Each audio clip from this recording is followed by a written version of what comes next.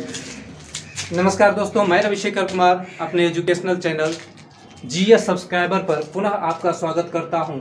और हम इससे पहले अभिलेख में ही पढ़े थे।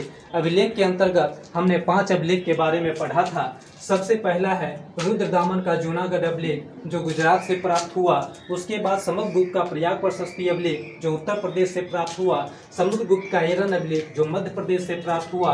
कुमारगुप्त का मंदसौर अभिलेख जो मध्य प्रदेश से प्राप्त हुआ एवं कुमारगुप्त प्रथम का दामोदर ताम्रपत्र अभिलेख जो बांग्लादेश से प्राप्त हुआ। इसके बारे में हम लोग विस्तृत ढंग से पढ़ भी चुके हैं। अब हम लोग थोड़ा सा छठा पॉइंट पर आते हैं, उसके बाद पुनः एक बार हम लोग चर्चा करते हुए चलेंगे।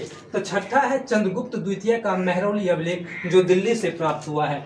दोस्तों, चंद्रगुप्त द्वितीय का मेहरौली अभिलेख लोहे के स्तंभ पर लिखा हुआ है। इसमें चंद्र नामक शासक के बारे में चर्चा किया गया है और कहा जाता है कि यह चंद्र नामक शासक कोई और नहीं बल्कि चंद्रगुप्त द्वितीय ही था। इसमें हमें इतना ही याद रखना है। उसके बाद अगर हम देखें स्कंदगुप्त का जूनागढ़ अभिलेख। दोस्तों, स्कंदगुप्त का जूनागढ़ अभिलेख से हमें जानकारी मिलती है कि गुप्त शासन काल में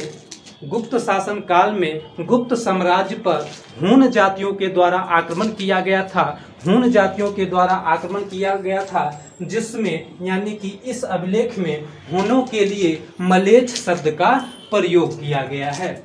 उसके बाद अगर हम देखें भानुगुप्त का एरन अभिलेख जो मध्य प्रदेश से प्राप्त हुआ है, इसमें हमें जानकारी मिलती है सती प्रथा के बारे में। दोस्तों, भानुगुप्त का एरन अभिलेख एकमात्र ऐसा अभिलेख है जिसमें सती प्रथा के बारे में हमें जानकारी मिलती है। अगर उसी तरह से हम बात करें पुलकेशन द्वितीय का ऐहोल अभिलेख जो कर्नाटक से प्राप्त हुआ है, तो इसमें चालुक्य वंश के शासक पुलकेशियन द्वितीय ने नर्मदा नदी के तट पर हर्षवर्धन को पराजित किया था। इसके बारे में हमें जानकारी मिलती है। साथ ही साथ पुलकेशियन द्वितीय का ऐहोल अभिलेख रविकीर्ति के द्वारा लिखा गया था। रविकीर्ति ने अपने इस अभिलेख में कालिदास एवं भारवी जैसे विद्वानों का भी चर्चा किया है। दोस्तों, लास्ट 10वां अभिलेख जो है वो खारवेल का हाथी गुफा अभिलेख है। खारवेल के हाथी गुफा अभिलेख से हमें खारवेल शासक की उपलब्धियों एवं विजय अभियानों के बारे में जानकारी मिलती है।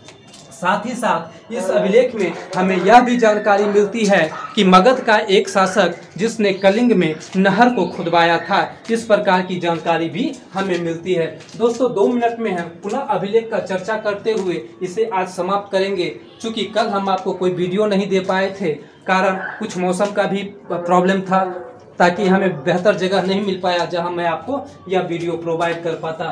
तो एक बार हम पुनः थोड़ा सा समय देते हुए इस पर चर्चा करते चलते हैं। रुद्रदामन का जूनागढ़ अभिलेख जो गुजरात से प्राप्त हुआ है, हमें इसमें चंद्रगुप्त मौर्य के बारे में जानकारी मिलती है और इस अभिलेख में चंद्रगुप्त मौर्य का नाम चंद्रगुप्त मौर्य मिलता है। दोस्तों, हमने आपको बताया था कि चंद्रगुप्त मौर्य ने गिरनार पर्वत पर सुदर्शन झील का निर्माण करवाया था और उस समय उसका गवर्नर या राज्यपाल कहिए वह पुष्यगुप्त था, जबकि अशोक के द्वारा इसी सुदर्शन झील का रिपेयरिंग करवाया गया था, जिस समय उसका गवर्नर तुषाप था। उसके बाद हम समुद्रगुप्त का प्रयाग प्रशस्ति अभिलेख पढ़े थे। इसमें हमने बताया कि समुद्रगुप्त का प्रयाग प्रशस्ति अभिलेख जो अशोक के द्वारा कौशाम्बी में उत्कीर्ण करवाया गया था, जबकि अकबर के द्वारा जिसे कौशाम्बी से उठा करके प्रयाग में लाया गया था। दोस्तों, हमें इसमें एक और जानकारी मिलती है कि अशोक की पत्नी कारुबाकी का नाम भी इसी में मिलता है, जिसके कारण इसे रानी का अभिलेख भी कहते हैं। उसके बाद अगर हम समुद्रगुप्त का एरन अभिलेख देखें तो समुद्रगुप्त का एरन अभिलेख कहता है या समुद्रगुप्त के एरन अभिलेख में हमें समुद्रगुप्त का तुलना देवताओं से किया गया है। कुमारगुप्त का मंदसौर अभिलेख देखें। कुमारगुप्त के मंदसौर अभिलेख से हमें जानकारी मिलती है कि किस तरह से सूर्य मंदिर का निर्माण हुआ एवं रेशम बुनकरों के द्वारा दीप जलाने के लिए किस तरह से तेल की व्यवस्था किए किए गए हैं। उसके बाद मैं आपको बताऊं कुमार गुप्त प्रथम का दामोदर ताम्रपत्र अभिलेख। इस दामोदर ताम्रपत्र अभिलेख से हमें कुमार गुप्त साम्राज्य के स्थानीय शासन व्यवस्था के बारे में हमें जानकारी मिलती है। दोस्तों चंद्रगुप्त द्वितीय का मेहरौली अभिलेख जो दिल्ली से प्राप्त हुआ है, इसमें दिल्ली में एक लौह स्तंभ पर इस अभिलेख को लिखा गया है, जिसमें चंद्र नामक शासक का वर्णन किया गया है। इतिहासकार कहते हैं वह चंद्र नामक शासक कोई और नहीं बल्कि चंद्रगुप्त द्वितीय ही था। उसके बाद स्कंदगुप्त का जूनागढ़ अभिलेख अगर हम लोग जानते हैं तो स्कंदगुप्त का जूनागढ़ अभिलेख से हमें जानकारी मिलती है कि गुप्त साम्राज्य पर किस तरह से हुन जातियों के द्वारा आक्रमण किया गया था, जिसमें हुनों के लिए मलिक शब्द का प्रयोग किया गया।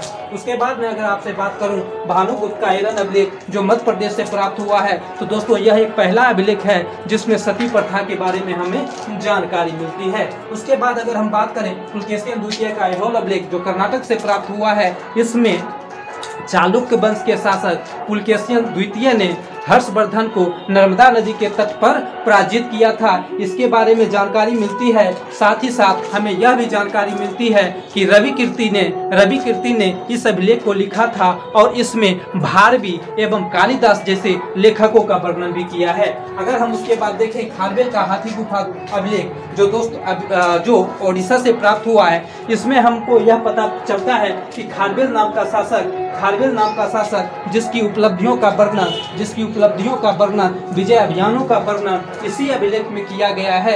एवं साथ ही साथ हमें यह भी जानकारी मिलती है कि मगध का एक शासक जिसने कलिंग में नहर को खुदवाया था। दोस्तों अगर यह हमारा वीडियो आपको पसंद आ रहा है, आपके लिए उपयोगी सिद्ध हो रहा है, तो निश्चित रूप से आप इसे सब्सक्राइब करें, शेयर करें, कमेंट करें। Thank you.